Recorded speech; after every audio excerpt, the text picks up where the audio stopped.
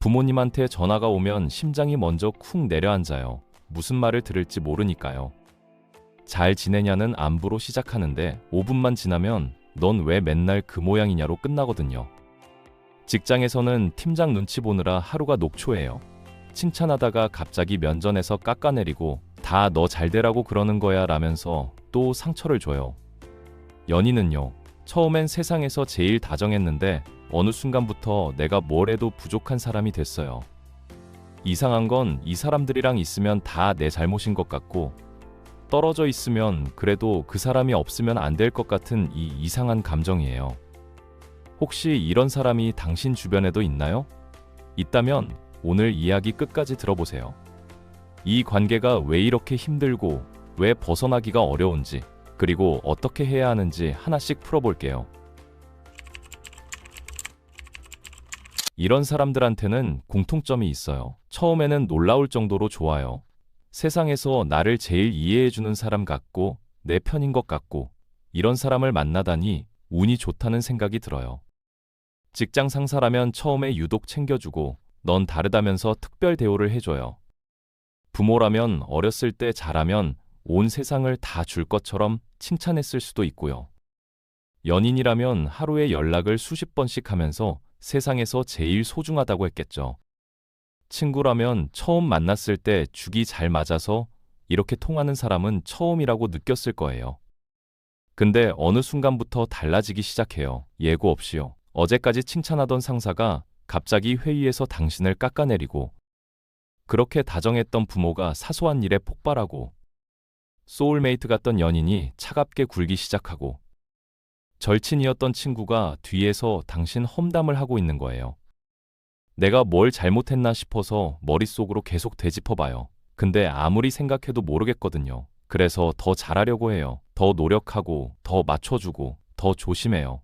근데 신기하게 잘하면 잘할수록 상대방은 더 함부로 대하더라고요. 이게 일반적인 갈등이랑 다른 점이에요. 보통 관계에서 문제가 생기면 대화로 풀 수 있거든요. 내가 이런 점이 불편했어. 그러면 상대방이 아, 그랬구나, 미안해. 이렇게 되잖아요. 근데 이 사람들한테는 이게 안 통해요. 당신이 불편하다고 하면 오히려 왜 그걸로 불편해하냐고? 내가 예민한 거라고? 심하면 내가 나한테 상처 주는 거라면서 피해자 행세를 해요. 대화가 끝나고 나면 원래 내가 하려던 말은 어디 갔는지 어느새 내가 사과하고 있는 거예요. 이런 현상에는 이름이 있어요. 심리학에서는 이걸 나르시시스트에 의한 정서적 학대라고 불러요.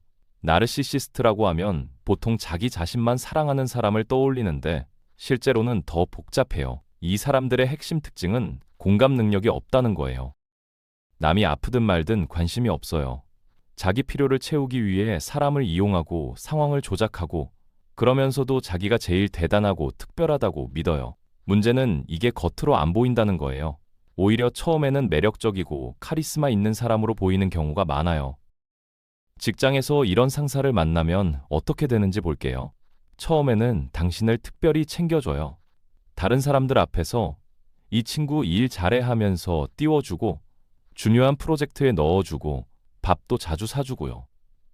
당신은 감사하면서 더 열심히 해요. 이 사람 밑에서 인정받으면 승진도 빠를 것 같고 배울 것도 많을 것 같으니까요. 근데 시간이 지나면 분위기가 바뀌어요. 사소한 실수에 회의 때 다들 앞에서 깎아내리고 야근에서 낸 보고서에 이게 최선이야 하면서 던져버리고 잘 되면 자기 덕이고 안 되면 다 당신 탓이에요. 그러다 당신이 지쳐서 그만두려고 하면 갑자기 태도가 바뀌어요. 내가 너한테 기대가 컸나 봐. 앞으로 잘해줄게. 우리 팀에 너 아니면 안 돼. 이러면서 잡아요. 그 말에 다시 마음이 흔들려서 남아요. 근데 한 달만 지나면 또 원래대로예요. 이게 계속 반복되는 거죠. 나가고 싶은데 못 나가고 버티자니 너무 힘들고 완전히 갇혀버린 느낌이에요. 부모가 이런 성향이면 더 복잡해요. 왜냐하면 어렸을 때부터 이게 정상인 줄 알고 자라거든요. 부모가 기분 좋을 때는 넌 내 자랑이야 하다가 기분 나쁘면 너 때문에 내 인생이 이 모양이야 하는 게 원래 그런 건 줄 알아요. 성적 잘 받으면 온 세상을 다 줄 듯이 칭찬하다가 조금만 떨어지면 넌 왜 맨날 그 모양이냐면서 인격을 부정해요. 이러면서 자란 아이는 자존감이 형성될 수가 없어요. 항상 부모 기분을 살피게 되고 칭찬받기 위해 자기를 갈아 넣게 되고 그래도 충분하지 않다는 느낌을 안고 살게 되는 거예요. 이게 성인이 돼서도 영향을 미쳐요. 연애를 해도 비슷한 유형한테 끌리는 경우가 많거든요. 왜냐하면 익숙하니까요. 상대방 눈치 보고 내가 더 노력하고 그래도 부족하다는 느낌. 이게 어렸을 때부터 알던 감정이라 불편한데 편한 거예요. 직장에서도 마찬가지예요. 학대하는 상사 밑에서도 이상하게 버텨요. 다른 사람들은 진작에 나갔을 상황에서도 견뎌내요. 왜냐하면 이런 관계가 원래 그런 거라고 배웠으니까요. 여기서 많은 분들이 궁금해하시는 게 있어요. 왜 이렇게 힘든 관계를 끊지 못하냐는 거죠. 그냥 연락 끊으면 되는 거니냐, 퇴사하면 되는 거 아니냐, 부모랑 거리 두면 되는 거 아니냐고 할 수 있는데요. 실제로 이 상황에 있어 보면 그게 말처럼 쉽지 않아요. 이미 심리적으로 묶여버렸거든요. 이걸 트라우마 본딩이라고 해요. 학대적인 관계에서 오히려 더 강한 유대감이 형성되는 현상이에요. 이게 어떻게 가능한지 설명드릴게요. 나르시시스트는 당신을 계속 불안하게 만들어요. 언제 태도가 바뀔지 모르니까 항상 긴장하고 있어야 하거든요. 오늘은 기분이 어떨까? 내가 뭘 하면 화낼까? 이런 생각을 계속해요. 근데 그러다가 갑자기 예전처럼 다정해지면 어떻게 되겠어요? 엄청난 안도감이 밀려오는 거예요. 아, 괜찮구나. 아직 나를 인정해주는구나. 다행이다. 이 안도감이 뇌에서 도파민을 분비시켜요. 마치 마약처럼요. 도박 생각해보면 이해가 쉬워요. 매번 돈을 잃기만 하면 아무도 안 해요. 근데 가끔 한 번씩 따잖아요. 그 한 번이 주는 쾌감 때문에 못 끊는 거예요. 심리학에서는 이걸 간헐적 강화라고 부르는데 매번 보상을 주는 것보다 가끔 예측 불가능하게 보상을 줄 때 중독성이 더 강해요. 나르시시스트 관계도 똑같아요. 99번 상처받아도 한 번 다정하게 대해주면 그 한 번에 매달리게 되는 거예요. 직장 상사라면 가끔 프로젝트 잘했다면서 칭찬해주는 그 순간, 부모라면 드물게 네가 자랑스럽다고 하는 그 순간, 연인이라면 처음처럼 다정하게 대해주는 그 순간에 매달리는 거죠. 이 사람이 원래 나쁜 사람이 아니야. 좋을 때는 진짜 좋잖아. 다시 그때로 돌아갈 수 있을 거야. 이런 희망을 놓지 못하는 거예요. 그리고 이 사람들은 당신의 자존감을 아주 천천히, 체계적으로 깎아내려요. 처음에는 티가 안 나요. 아주 사소한 것부터 시작하거든요. 상사가 보고서 보면서 괜찮은데 이 부분은 좀 아쉽네 하는 식으로요. 이거 하나는 별거 아니에요. 근데 이게 매일 쌓이면 어떻게 되겠어요? 어느 순간 진짜 내가 일을 못하나 싶어지는 거예요. 부모가 도대체 누굴 닮아서 그러냐 하는 말. 연인이 예전엔 안 그랬는데 요즘 좀 변한 것 같아 하는 말. 친구가 너 그러니까 맨날 그 모양이지 하는 말. 하나하나는 그냥 넘길 수 있어요. 근데 계속 들으면 진짜 내가 문제인 것 같아지는 거예요. 자존감이 바닥까지 떨어지면 무슨 일이 생기냐면 이 관계 없이는 못 살 것 같은 생각이 들어요. 직장 상사한테는 여기 아니면 갈 데 없어. 이 사람 밑에서 배우는 것도 많은데 하고요. 부모한테는 그래도 날 키워준 사람인데 효도해야지 하고요.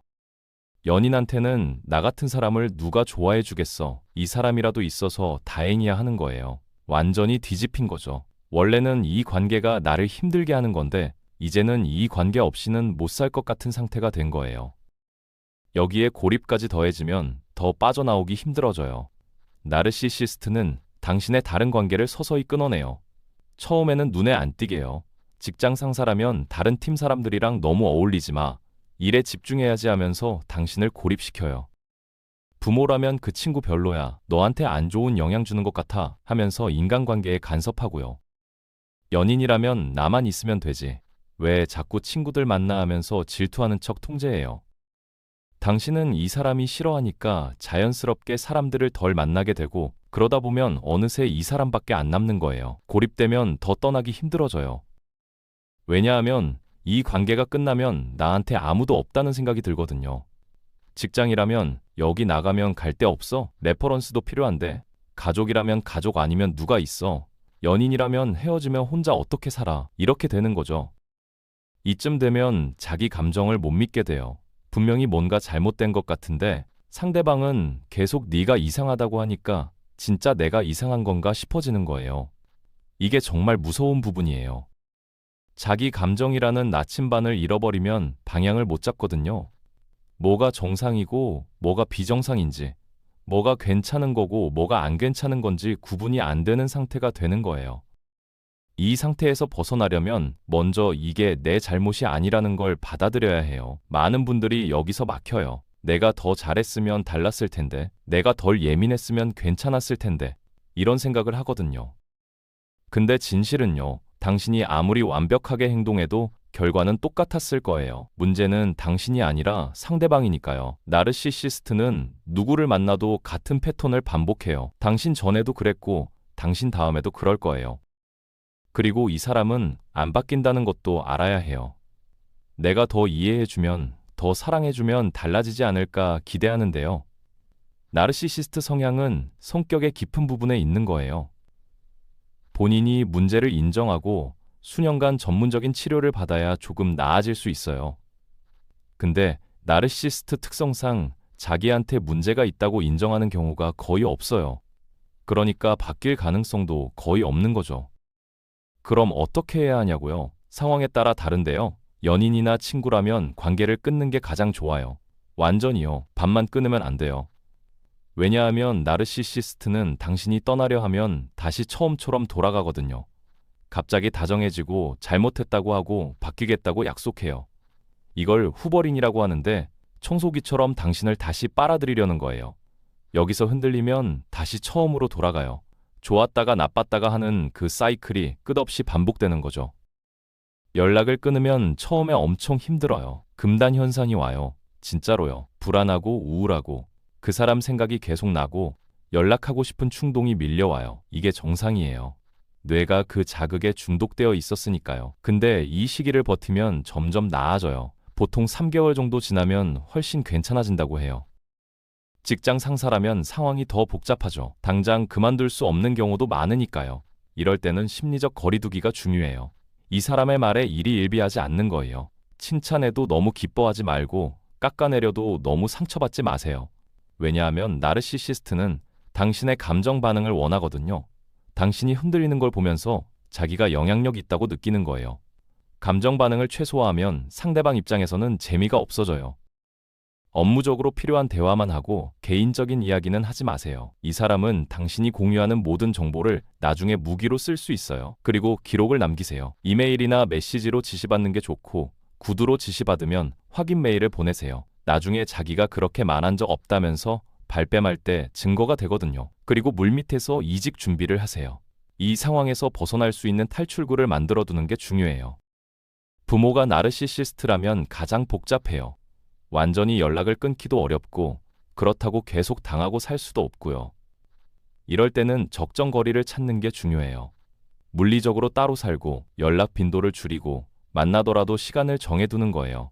명절에 3일 있던 걸 1일로 줄이고 일주일에 3번 통화하던 걸 1번으로 줄이는 식으로요. 그리고 감정적 기대를 내려놓아야 해요. 이게 제일 어려운 부분이에요.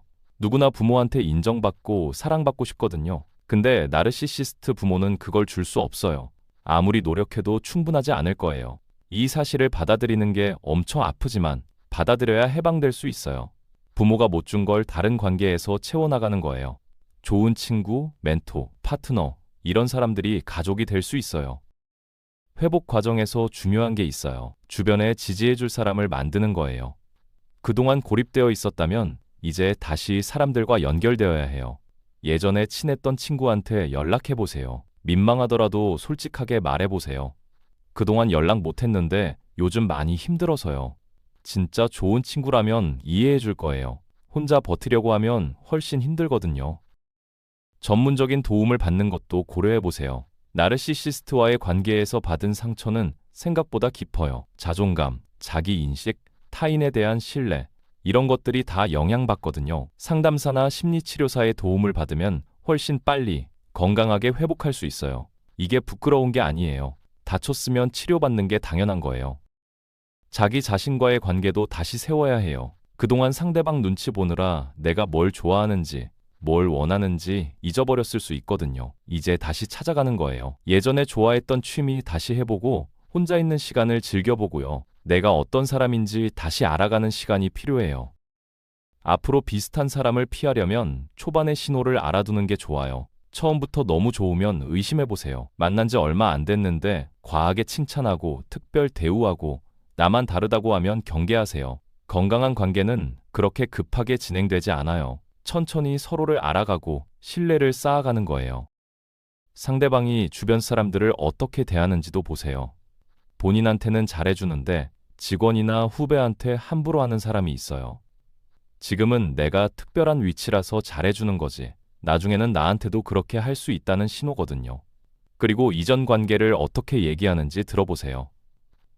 전 연인이 다 이상한 사람이었다거나, 전 직장 상사가 다 문제였다거나, 모든 관계가 상대방 잘못으로 끝났다면 빨간불이에요. 당신이 불편하다고 했을 때 어떻게 반응하는지도 중요해요. 진지하게 듣고 노력하는 사람인지 아니면 네가 예민하다면서 넘기는 사람인지요. 후자라면 아무리 매력적이어도 피하는 게 좋아요. 마지막으로 이것만 기억하세요. 당신이 이런 관계에 빠졌던 건 바보라서가 아니에요. 나르시시스트는 사람 보는 눈이 있어요. 공감 능력 좋고 착하고 상대방을 배려하는 사람을 타겟으로 삼아요. 이런 사람이 조종하기 쉽거든요. 당신이 타겟이 됐다는 건 당신이 좋은 사람이라는 증거이기도 해요. 문제는 그 좋은 특성을 악용하는 사람을 만난 거였지, 당신의 특성 자체가 문제인 게 아니에요. 지금 이 순간에도 이런 관계에서 힘들어하고 있는 분들이 있을 거예요. 내가 잘못한 건가? 내가 더 노력하면 달라질까? 이런 생각을 하고 계실 수 있어요. 아니에요. 당신 잘못이 아니에요. 그리고 당신이 아무리 노력해도 달라지지 않을 거예요. 지금 당장은 벗어나는 게 무섭고 힘들겠지만 한 발짝만 떼어보세요. 작은 것부터 시작하면 돼요. 이 영상 보고 있다는 것 자체가 이미 첫 발을 뗀 거예요. 당신은 이미 변하기 시작한 거예요. 여기서 한 가지 더 말씀드릴 게 있어요. 나르시시스트와의 관계에서 벗어난다고 해서 모든 문제가 바로 해결되는 건 아니에요. 오랫동안 이런 관계에 있었다면 내 안에도 남아있는 게 있거든요. 누군가의 인정이 필요한 것 같은 느낌, 내가 충분하지 않다는 생각, 관계가 힘들어도 참아야 한다는 믿음, 이런 것들이 무의식에 남아서 다음 관계에도 영향을 줄 수 있어요. 그래서 회복에는 시간이 필요해요. 자기 자신을 다시 알아가는 시간, 건강한 관계가 뭔지 배우는 시간, 내 감정을 다시 믿게 되는 시간이요. 조급해하지 마세요. 오래 다쳤으니까 오래 치료받아도 괜찮아요. 중요한 건 방향이에요. 지금 이 순간 당신이 이 영상을 보고 있다는 건 맞는 방향으로 가고 있다는 뜻이에요. 처음에는 힘들어요. 익숙한 걸 떠나는 건 항상 힘들거든요. 그게 나쁜 익숙함이라도요. 근데 그 힘든 시간을 지나면 진짜 다른 세상이 있어요. 누군가 눈치 안 봐도 되는 세상, 내가 충분하다고 느끼는 세상, 관계가 힘들지 않은 세상이요. 그 세상에 갈 자격이 당신한테 있어요. 지금 힘들더라도 포기하지 마세요. 당신은 이미 충분히 잘하고 있어요. 혹시 지금 이런 관계에 있거나 겪어봤던 경험이 있으시다면 댓글로 나눠주세요. 혼자가 아니라는 걸 아는 것만으로도 힘이 되거든요. 그리고 주변에 비슷한 상황에 있는 사람이 있다면 이 영상 공유해주세요. 누군가한테는 이게 첫 번째 실마리가 될 수도 있으니까요.